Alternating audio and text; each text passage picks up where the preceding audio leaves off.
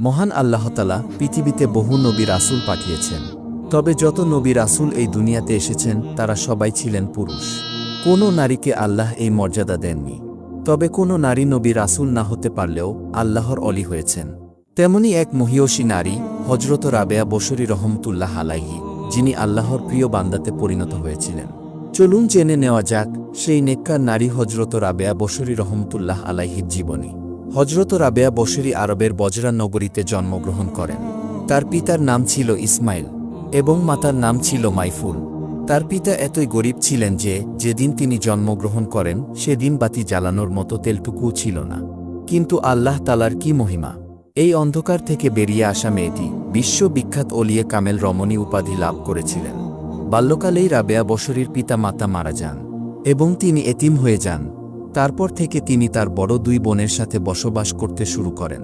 রাবিয়া বসরির মা যখন বিপদে পড়ে তার স্বামীকে বললেন, ঘরে এক ফোঁটা তেলও নেই, প্রতিবেশীর কাছ থেকে বাতি জ্বালানোর মতো সামান্য কিছু তেল নিয়ে আসুন।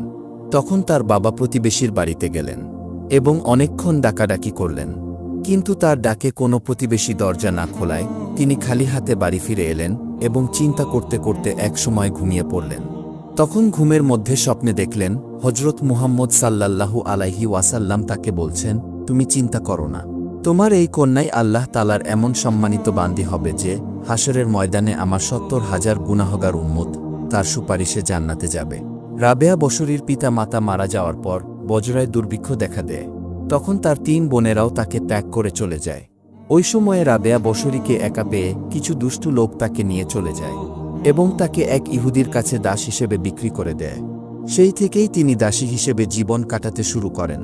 তিনি সারাদিন কাজ করতেন, তবুও ইহুদি তাকে নানা প্রকার অত্যাচার এবং নিষ্ঠুরভাবে মারধর করত। সবকিছু তিনি মুখ বুজে মেনে নিতেন। একদিনের ঘটনা, রাবেয়া বসরি ইহুদির কাজে কোথাও যাচ্ছিলেন। সে সময় পথের মাঝে অচেনা এক পুরুষের সাথে তার দেখা হয়ে যেতেই তাড়াহুড়ো করে পাশে সরতে গিয়ে তিনি হোঁচট খেয়ে পড়ে যান এবং পরে গিয়ে